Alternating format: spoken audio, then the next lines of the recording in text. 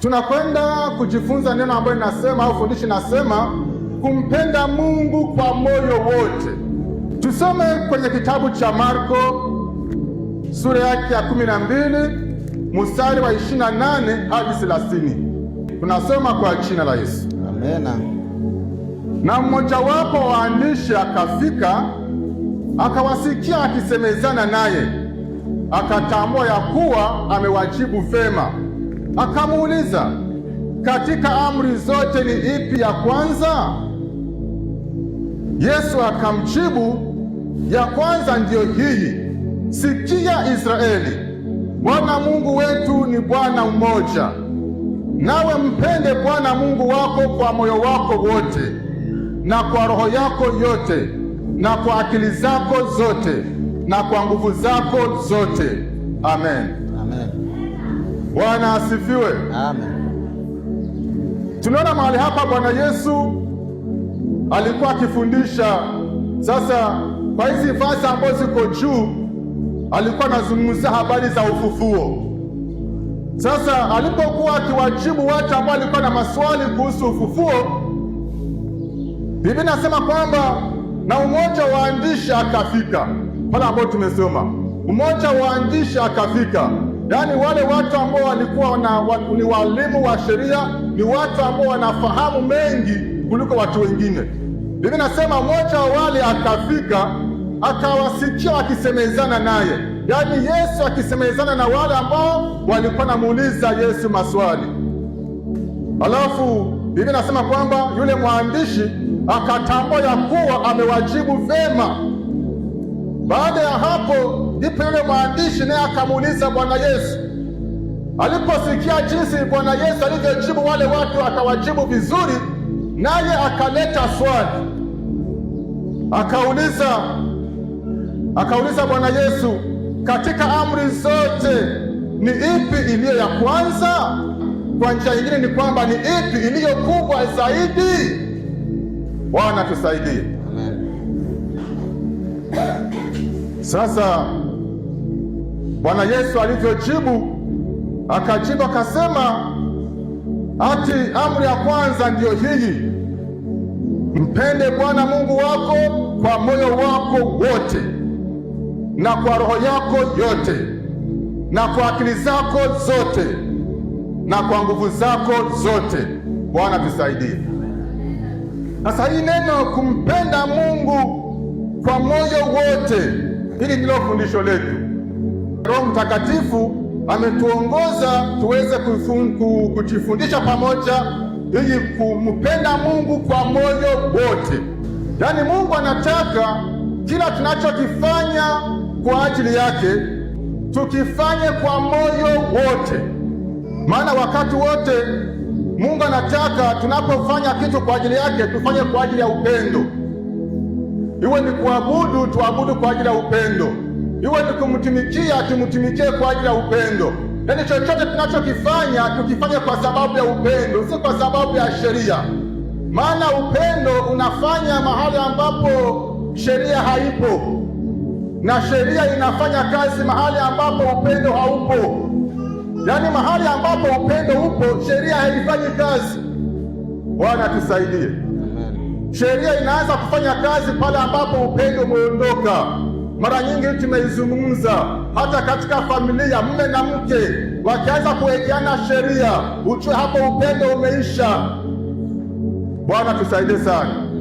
Kwa hiyo popote ambapo utaona sheria zina nguvu, ujue hapo upendo hauna nguvu.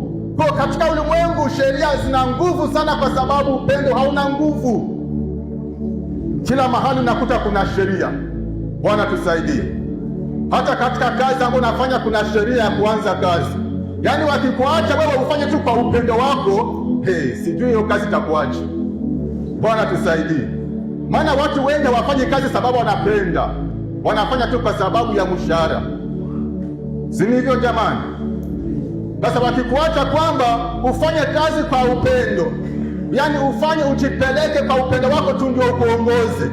Kuna wengine watafanya mara moja kwa wiki, na kuna wengine wataenda tu kusaini hapo na wanatoka. Bwana tusaidie. Upendo.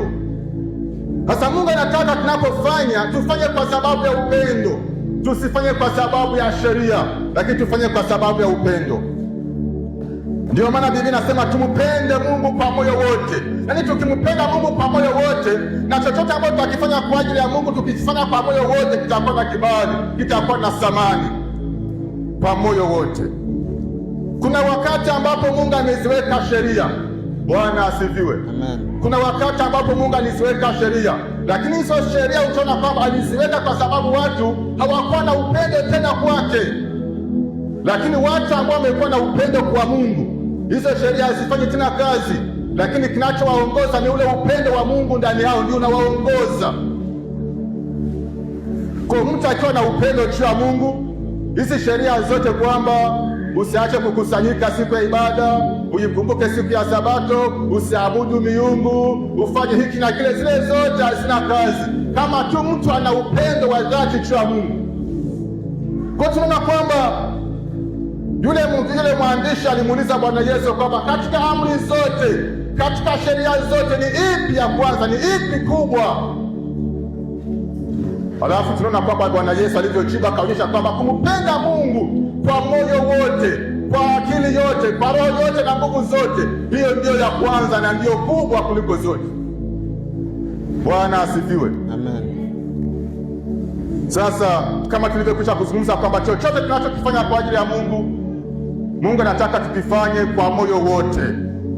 Yaani chochote ambacho nakifanya kwa ajili ya Mungu, usipokifanya kwa moyo wote unapoteza muda. Bwana tusaidie sana. Yaani chochote tunachokifanya kwa ajili ya Mungu, tusipofanya kwa moyo wote tunapoteza muda. Maana ili kitu kipate thamani machoni pa Mungu, chochote unachokifanya machoni pa Mungu, chochote ambacho namfanyia Mungu, Mungu anatazama kwamba unafanya kwa moyo wote. Sasa usipofanya kwa moyo wote, hilo jambo ambalo unalifanya juu ya Mungu halina kibali, halina thamani. Ndio maana tumesema kwamba wakati unapofanya jambo kwa ajili ya Mungu na ufanyi kwa moyo wote, unapoteza muda.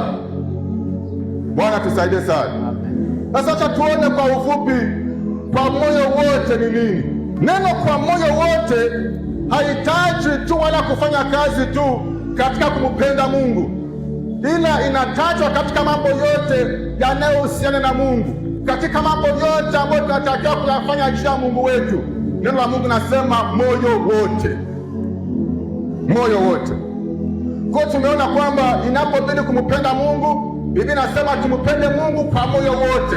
Hiyo ndio amri kubwa tena ya kwanza, kumpenda Mungu kwa moyo wote. Ikibidi kumtafuta Mungu, tumtafute kwa moyo wote. Tunaona kumtafuta Mungu lazima tufanye kwa moyo wote. Biblia inasema kwa kitabu cha Yeremia 29 na mstari wa 13. Biblia inasema ninyi mtanitafuta na kuniona mtakaponitafuta kwa moyo wenu wote. Yaani wakati wewe unamtafuta Mungu, anasubiri aone kwamba unamtafuta kwa moyo wote. Kama hujafikisha kile kiwango cha moyo wote, huwezi kumuona. Ndio maana yake hii verse. Bwana asifiwe. Yaani hapa Biblia haisemi, hapa tuna Mungu alisema kwamba mtanitafuta na kuniona. Hapana, mkinitafuta, anasema mtanitafuta na kuniona mtakaponitafuta kwa moyo wenu wote. Yaani mkimtafuta, tukimtafuta tu Mungu bila neno moyo wote, hatutaweza kumwona Mungu. Hatakubali kujifunua kwa watu ambao hawamtafuti kwa moyo wote. Maana tunapomtafuta kwa moyo wote, hii ndio inaonyesha kwamba tuko serious. Bwana tusaidie sana. Mungu anataka tumfuate, tumwandame kwa moyo wote. Tunaposoma kwenye kitabu cha Hesabu 32 mstari wa 11 hadi 12, tunasoma kwa jina la Yesu. Amen. Hakika yangu hapana mtu mmoja katika wale watu waliotoka Misri tangu huyo aliyepata miaka 20 na zaidi atakayeingia hiyo nchi niliyomwapia Ibrahimu na Isaka na Yakobo, kwa sababu hawakuniandama kwa moyo wote. 12, ila Kalebu mwana wa Yefuni Mkenizi na Yoshua mwana wa Nuni kwa kuwa wao wameniandama kwa moyo wote. Bwana asifiwe. Amen. Hapa Mungu anazungumza na mtumishi wake Musa. Mungu anatoa adhabu kuanzia mtu mwenye miaka 20 kwenda juu, ya kwamba hawataweza kuiona nchi ambayo Mungu aliweza kumwapia Ibrahimu na Isaka na Yakobo. Akasema hawa watu hawataweza kuingia kwenye nchi hiyo. Kwa sababu gani? Anatoa sababu, anasema kwa sababu hawakuniandama kwa moyo wote. Biblia haisemi, Mungu alisemi hawa watu hawataingia Kanaani kwa sababu hawakuniandama. Hapana, kwa sababu hawakumwandama kwa moyo wote. Yaani kikweli walimwandama, lakini Mungu anapotazama moyo anaona hawamwandami kwa moyo wote, akakansel. Bwana tusaidie. Mungu akafuta, Mungu akakansel wale watu wote ambao wameona hawamwandami kwa moyo wote. Kikweli walikuwa wanamwandama, walikuwa wanamfuata. Yaani kuandama ndio kufuatana na mtu. Bwana tusaidie. Walikuwa wanamwandama, lakini Mungu alipochungulia ndani ya mioyo yao akaona hawamwandami kwa moyo wote, akakansel hicho kizazi. Ndio maana tumesema kwamba chochote ambacho nakifanya juu ya Mungu, usipokifanya kwa moyo wote hakina maana. Bwana tusaidie sana. Hapa Biblia inasema kwamba lakini Kalebu mwana wa Yefune Mkenizi na Yoshua mwana wa Nuni, hawa ndio wataingia Kanaani kwa sababu wamemwandama Bwana kwa moyo wote. Bwana tusaidie sana. Yaani kati ya Israeli watu walikuwa ni wengi sana. Israeli walikuwa ni taifa kubwa, wakiwa hapo jangwani walikuwa ni watu wengi. Yawezekana walikuwa nafika hata 2,000,000. Lakini Mungu alipotazama akaona ni watu wawili tu ambao wamemwandama kwa moyo wote. Bwana tusaidie. Wakati mwingine unaweza kufikiri Mungu hawezi kuadhibu watu wengi hivi. Mungu hashituki kwa sababu ya watu wengi. Hapana. Hapana. Mungu hashawishiwi na ukumbi wa watu wengi. Mungu hashawishiwi na idadi ya watu wengi. Hapana. Lakini Mungu anashawishiwa na wale ambao wanafanya vitu kwa moyo wote. Amen. Bwana asifiwe. Amen. Moyo wote. Alafu kila jambo ambalo tunalifanya kwa ajili ya Mungu hakikisha nalifanya kwa moyo wote. Hata inapobidi kumsifu Mungu, hakikisha na msifu kwa moyo wote. Maana Biblia inasema kwenye kitabu cha Zaburi 86, Zaburi 86 mstari wake wa 12, Biblia inasema nitakusifu wewe Bwana, nitakusifu wewe Bwana Mungu kwa moyo wangu wote, nitalitukuza jina lako milele. Daudi anasema habari za kusifu, anasema nitakusifu Bwana kwa moyo wote, kwa moyo wote. Bwana asifiwe. Yaani tunaonyesha kwamba kwa moyo wote ni chochote, yaani ni kwa moyo wote. Mungu anataka chochote tunachokifanya kwa ajili yake tukifanye kwa moyo wote. Yaani hili neno moyo wote halifanyi tu kama tulivyosema, halifanyi tu kuhusu kumpenda Mungu, lakini mambo yote ambayo yanahusiana na Mungu, Mungu anataka tuyafanye kwa moyo wote. Na hii ambayo tumezungumza, hii ndogo tu ambayo tumezungumza habari za kumtafuta Mungu kwa moyo wote, kumwandama Mungu kwa moyo wote, kumsifu Mungu kwa moyo wote, shina la hayo yote, yaani shina la hayo yote yanategemea kumpenda Mungu kwa moyo wote. Yaani kama kumpenda Mungu kwa moyo wote hakumo ndani mwetu, hata hiyo kumtafuta Mungu kwa moyo wote haitawezekana. Hata kule kumwandama Mungu kwa moyo wote haitawezekana. Hata kule kumsifu kwa moyo wote hakutawezekana.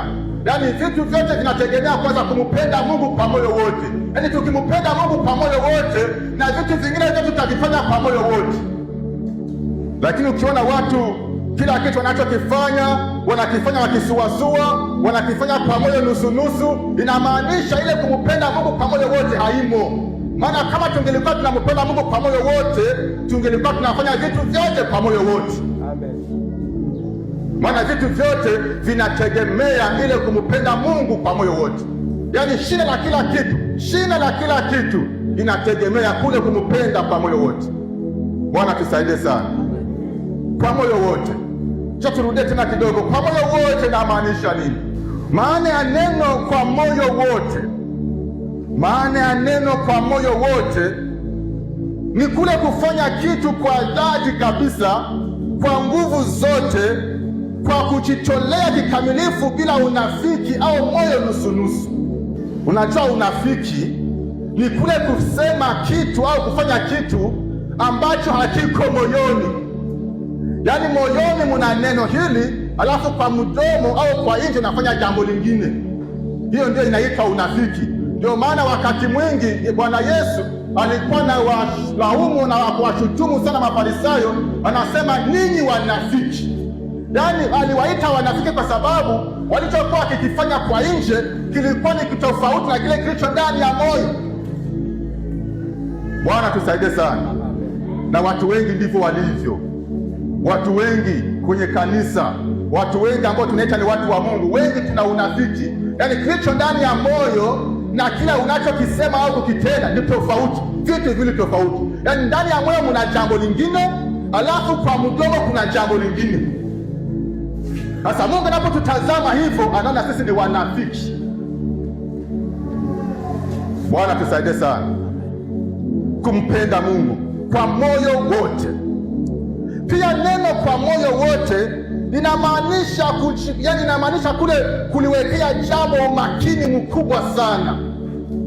Yaani wakati nafanya jambo unalifanya kwa umakini mkubwa sana, ukijua ya kwamba nikikosea tu kidogo nitaharibu yote na kusababisha hasara kubwa. Bwana tusaidie sana. Amen.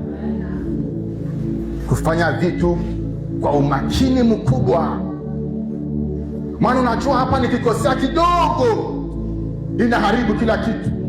Ndiyo njia ya watu wa Mungu. Bwana asifiwe. Bwana asifiwe. Amen. Wapendwa, njia ya watu wa Mungu, lazima tutembee na Mungu kwa umakini mkubwa sana, maana tunajua ukiharibu kadogo, ukikosea kadogo tu, umepoteza nafsi yako yote. Ni kama mtu ambaye anavuka mto akitumia kamba. Yaani unavuka mto ukitumia kamba, lazima pawe na umakini mkubwa. Yaani unajua hapa nikikosea kidogo tu ninapoteza kila kitu. Kwa moyo wote. Bwana tusaidie sana. Kufanya kitu kwa moyo wote ni mfano wa daktari anapokuwa akimfanyizia mtu operation. Yaani anafanya kwa moyo wote, yaani akili yake yote na nguvu zake zote na umakini wake wote uko hapo, maana najua akikosea kidogo tu anaua mtu. Yaani hapo anafanya kwa makini yote. Sidhani kama daktari akifanyizia mtu operation anaweza kuitikia simu.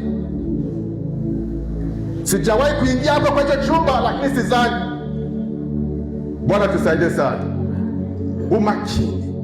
Na sasa kinachosikitisha ni kwamba kwenye vitu vya ulimwengu watu wanaweka moyo wote, wanafanya vitu kwa umakini mkubwa ili wasikosee kwenye vitu vya ulimwengu, lakini kuhusu mambo ya kimungu hatuweki moyo wote. Fikiria wakati mtu anahamisha pesa yake, yaani pesa kubwa, pesa nyingi, unahamisha pesa nyingi kutoka kwa akaunti moja kwenda kwa akaunti nyingine. Wakati unahamisha, unaandika hizo namba, unaweka umakini mkubwa, maana unajua nikikosea namba moja tu pesa zinakwenda sehemu nyingine. Si ni kweli jamani? Kabisa. Sasa wakati mtu anahamisha pesa yake nyingi, anafanya kwa umakini mkubwa ili asikosee mahali, maana anajua kikosea kidogo tu anaharibu kila kitu. Sasa mtu anapofanya hivyo anatumia umakini mkubwa. Hii ndio kwa moyo wote. Yaani ni kule kukonsantre moyo wako wote, kujikonsantre juu ya target yako, kujikonsantre juu ya lengo. Hii ndio moyo wote. Bwana asifiwe. Amen. Yaani kujifunga, kujikonsantre kwa ajili ya lengo lako. Hii ndio inaitwa kwa moyo wote. Bwana asifiwe. Kumpenda Mungu kwa moyo wote ni kiwango cha mwisho, sio kiwango cha juu au cha pili. Ni kiwango cha mwisho cha upendo juu ya Mungu. Kumpenda Mungu kwa moyo wote. Yaani Mungu anataka tunavyopenda vitu vingine, yeye awe wa kwanza katika kuvipenda vitu, maana hakuna mtu, kila mtu anapenda. Kuna vitu ambavyo unavipenda bila shaka. Bwana asifiwe. Amen. Bila shaka kuna vitu ambavyo unavipenda. Sasa Mungu hatukatazi kupenda, lakini Mungu anachukia tunapopenda vitu zaidi kuliko tunavyompenda Mungu. Yaani Mungu anataka kama ni kupenda, yeye anapotazama ndani ya mioyo yetu aone yeye ndio namba 1 kwenye kupenda vitu vyote. Bwana asifiwe. Na wale ambao tulikuwa nao kwenye ibada ya Thursday mahali hapa katikati ya wiki, tukasema kwamba chochote ambacho kimechukua nafasi ya Mungu ndani ya moyo wako, hiyo ni ibada ya sanamu. Kwa hiyo kumpenda Mungu kwa moyo wote ni kiwango cha mwisho cha upendo cha Mungu. Hapa inamaanisha kwamba upendo una viwango. Watu wote ambao tuko mahali hapa tunampenda Mungu, ndiyo? Hapana? Ndio. Bwana asifiwe. Watu wote ambao tuko mahali hapa tunampenda Mungu, lakini sisi wote hatumpendi kwa kiwango kimoja. Amen. Bwana asifiwe. Amen. Hatumpendi Mungu kwa kiwango kimoja. Yaani Mungu anaweza kututazama hapa, anatuona tunampenda. Maana hungeweza kutoka nyumbani kwako na humpendi Mungu. Hungeweza kuja ibadani na humpendi Mungu. Si vile jamani? Yaani kila mtu hapa anampenda Mungu. Lakini tukiingia kwenye viwango vya kumpenda Mungu, sisi wote mahali hapa hatumpendi Mungu kwa kiwango kimoja. Hapana. Sasa kumpenda Mungu kwa moyo wote ndio kiwango cha mwisho, kiwango cha mwisho cha upendo juu ya Mungu. Viwango vya upendo ni gani? Viwango vya upendo viko vingi, lakini acha tuzungumze viwango viwili tu. Viwango viwili vya upendo. Biblia inazungumza kuhusu kupenda kwa ulimi, kupenda kwa neno, kupenda kwa ulimi. Hiyo ni sini kupenda jamani? Hiyo ni kupenda. Unamwambia mtu nakupenda, zaidi yako hakuna mwingine. Yaani kama wewe haupo, mimi sipo. Hiyo mara nyingi nafanya kwa vijana na wasichana. Bwana tusaidie sana. Upendo wa ulimi. Alafu msichana anakaa nazana napendwa, kumbe ni ulimi. Bwana tusaidie sana. Tumeshafundisha vijana wengi unavyoweza kuchunguza kijana ambaye anakupenda kutoka moyoni. Usije kuchukuta umependwa tu na ulimi. Bwana tusaidie. Maana kuna wengine wengi walipenda kwa ulimi tu. Kwa ulimi tu. Sasa Biblia inasema habari za upendo, kupenda kwa ulimi. Hicho ni kiwango cha upendo. Alafu pia kuna kupenda kwa tendo. Kupenda kwa tendo. Bwana asifiwe. Hicho nacho ni kiwango kingine cha upendo. Tunaposoma kwenye kitabu cha Luka 22:33. Luka 22:33. Biblia inasema akamwambia, Bwana, niwapo pamoja na wewe, mimi ni tayari kwenda gerezani au hata kifoni. Tunamkumbuka hii story. Ni nani aliongea hivyo? Mungu awabariki sana wasomaji. Bwana asifiwe. Hapa ni Petro ndiye aliongea hivyo. Anamwambia Bwana Yesu, Bwana, niwapo pamoja na wewe, unavyoniona hapa mimi, niko tayari, mimi ni tayari kwenda gerezani au hata kifoni. Bwana tusaidie. Ilikuwa ni kweli?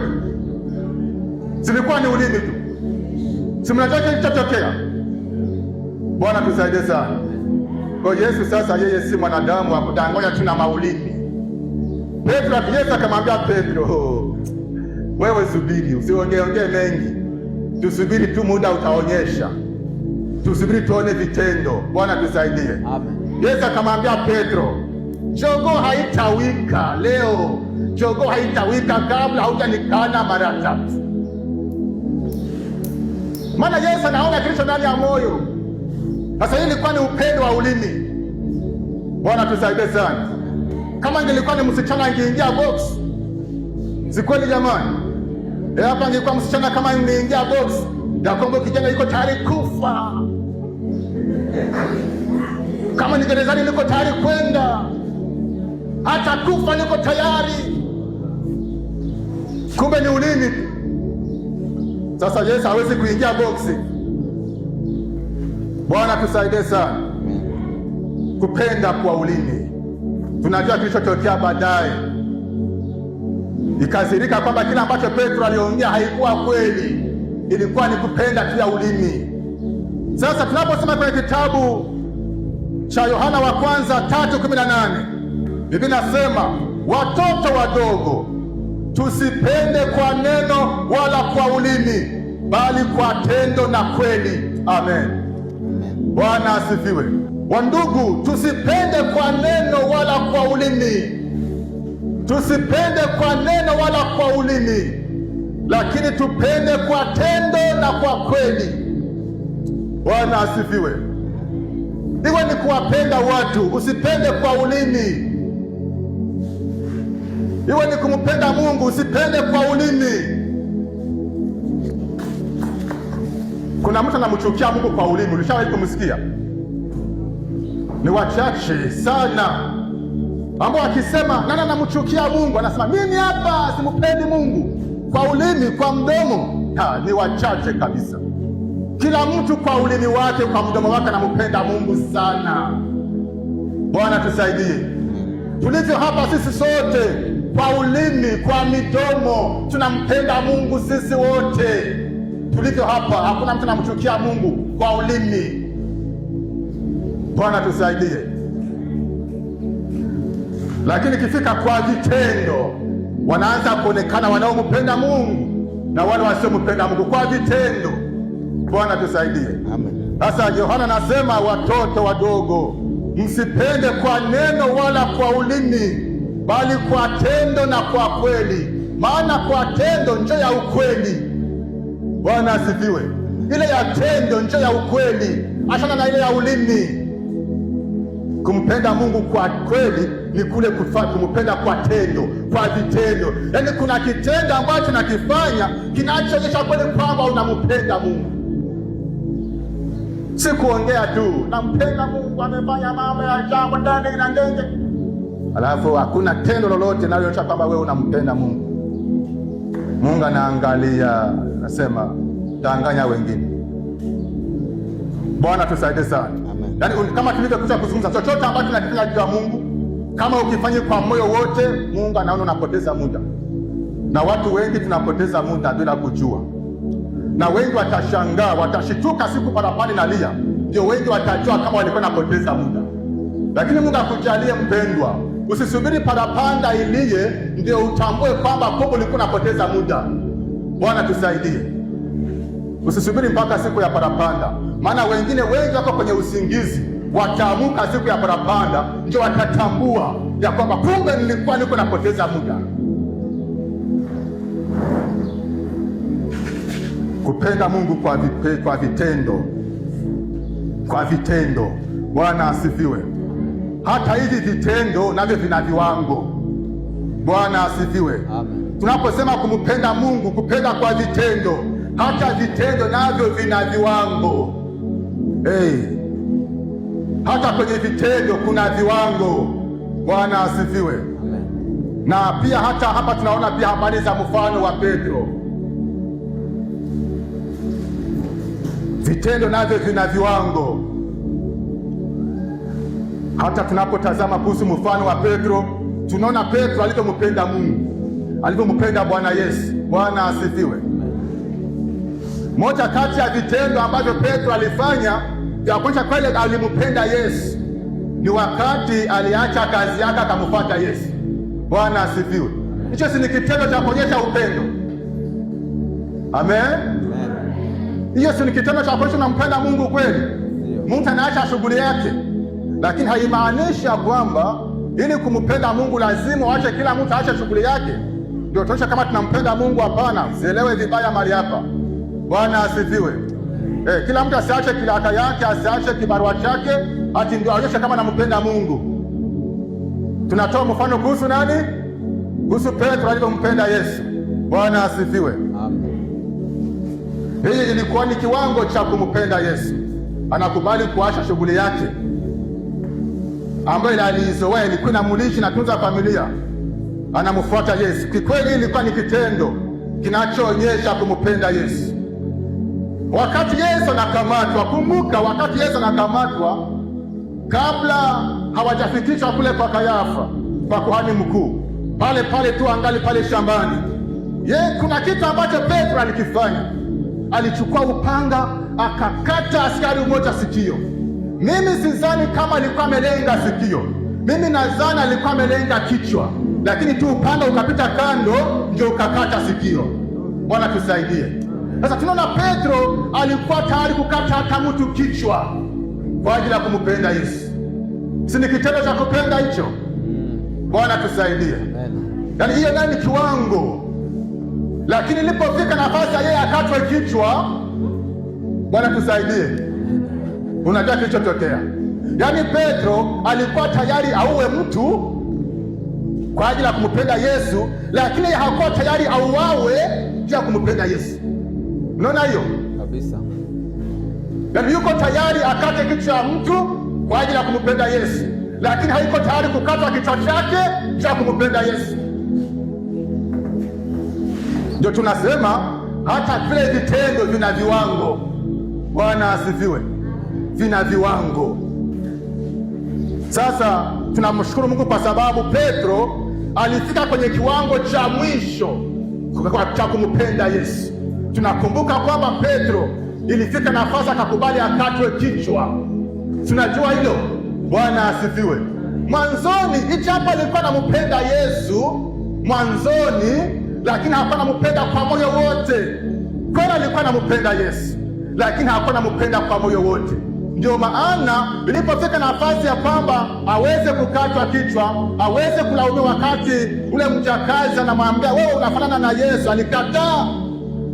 Lakini alikuwa anampenda, si kwamba alikuwa anamchukia, alikuwa anampenda. Lakini kiwango cha kumpenda kilikuwa kichafikia cha moyo wote. Bwana asifiwe. Kiwango cha Petro kumpenda Yesu kilikuwa bado hakijafikia kumpenda kwa moyo wote. Lakini Mungu asifiwe, kwa sababu kwenye maisha ya Petro ilifika nafasi, alifikia kile kiwango cha kumpenda Yesu kwa moyo wote, akawa hata tayari kutoa uhai wake kwa ajili ya kumpenda Yesu. Bwana asifiwe. Ndio tumesema kumpenda Mungu kwa moyo wote ndio kiwango cha mwisho cha upendo juu ya Mungu. Hapa ndipo Mungu anaanza kutuhesabu kama kweli tunampenda, kwa sababu tuko hata tayari kutoa, si kutoa tu maisha, si kutoa tu mali, si kutoa tu muda, yuko tayari hata kutoa maisha. Hii ndio moyo wote. Bwana asifiwe, moyo wote. Sasa kuna mtu ambaye hajafika hata level ya kutoa hata muda wake juu ya ibada. Unaona hiyo?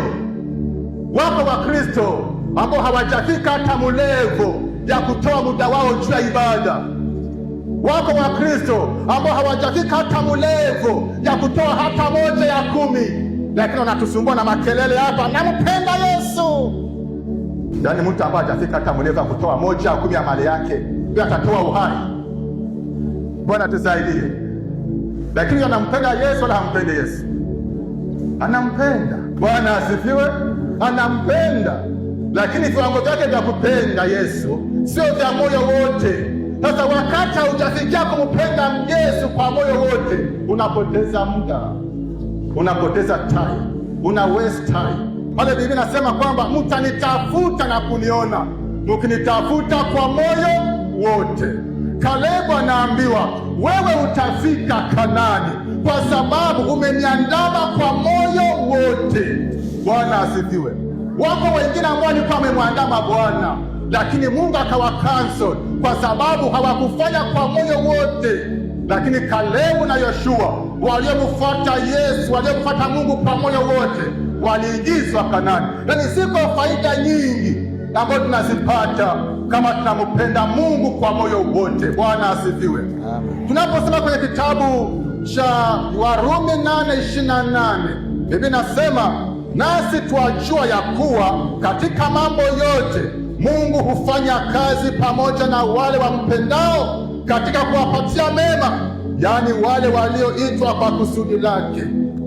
Bwana asifiwe.